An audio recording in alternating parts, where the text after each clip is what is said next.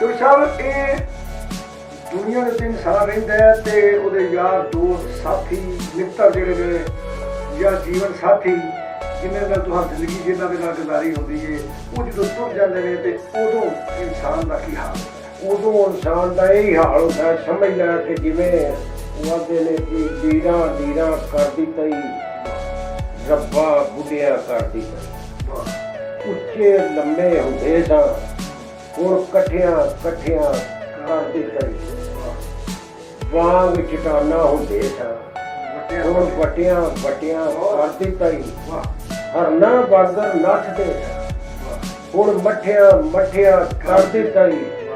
ਭਰਿਆ ਵਿਹੜਾ ਸੀ ਹੁਣ ਕੱਲਿਆਂ ਕਰਦੀ ਤਈ।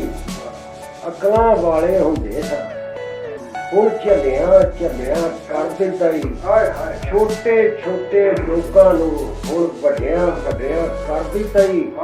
ਅਕਲ ਦਲੀਲਾਂ ਕੱਢ ਲਈਆਂ ਨੀ ਬੱਚਿਆਂ ਵਰਗਾ ਕਰਦੀ ਤਈ। ਸ਼ੀਸ਼ ਜਵਾਨੀ ਚੌੜੇ ਸੀਨੇ ਹੁਣ ਕੱਖੋਂ ਹੋਲਾ ਕਰਦੀ ਤਈ। ਉਹ ਜਵਾਨੀ ਤੇ ਬੁਢਾਪੇ ਦਾ ਬੜਾ ਫਰਕ ਹੈ।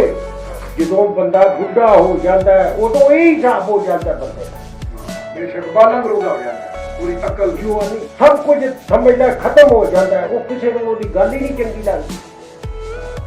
ਇੱਕ ਵਕਤ ਹੋਵੇਗਾ ਉਹ ਹੀ ਮੋਹਰ ਹੁੰਦਾ ਹੈ। ਫਿਰ ਉਹ ਹੀ ਬਾਬਾ ਹੁੰਦਾ ਜਿਹੜਾ ਕੱਖਾਂ ਤੋਂ ਹੌਲਾ ਹੋ ਜਾਂਦਾ।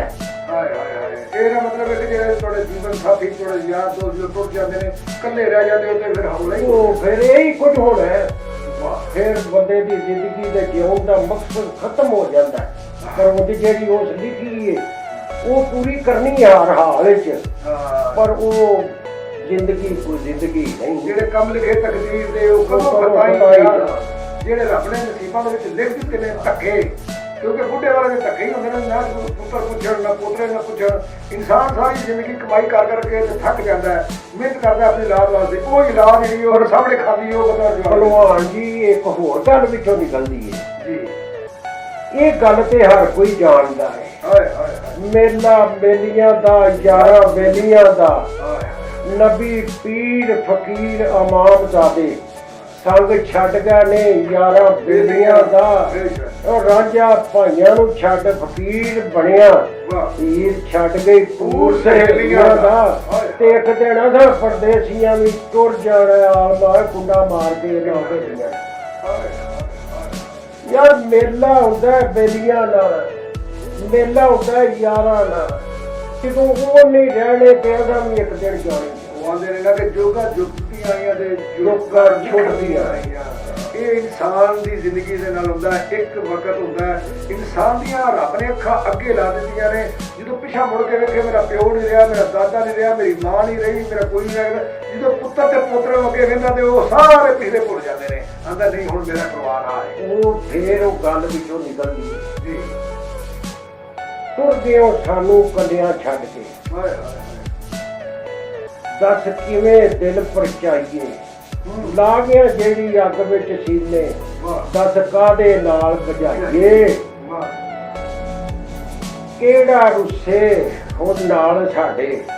ਅਸੀਂ ਕਿਸ ਨੂੰ ਰੋ ਮਨਾਈਏ ਤੇ ਆਦਮ ਯਾਰਾਂ ਨੂੰ ਮਿਲਦੇ ਹੋਏ ਅਸੀਂ ਕਿਸ ਨੂੰ ਸੀਨੇ ਲਾਈਏ।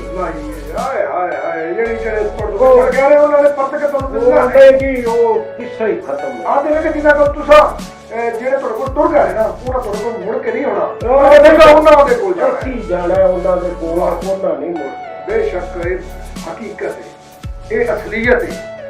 ਰੱਬ ਦਾ ਜੋ ਲਿਖਿਆ ਜੋ ਭਾਣੇ ਰੱਬ ਨੇ ਲਿਖੇ ਨੇ ਉਹ ਹੀ ਪੂਰੇ ਹੋਣੇ ਨੇ। ਸਾਡੇ ਵੱਸ ਵਿੱਚ ਤਾਂ ਸਾਡੇ ਸਾਹ ਕੋਈ ਨਹੀਂ।